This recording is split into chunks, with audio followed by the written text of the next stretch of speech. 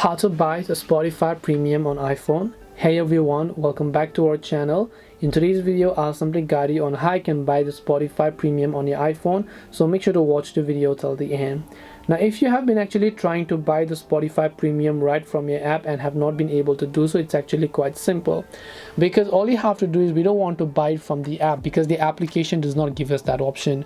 So instead, we want to open our Safari browser and then go to spotify.com and log into our account. When we log into our free account, it will give us a prompt to get the premium. You can either click on that option, but in case you don't see this premium tab, you can tap the gear icon over here and then just go to this option called premium, as you'd be able to find it.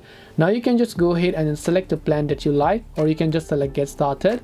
After you do that, you just have to make sure to enter your payment details and you'd have successfully bought the Spotify Premium. This way you'll be able to buy Spotify Premium on iPhone.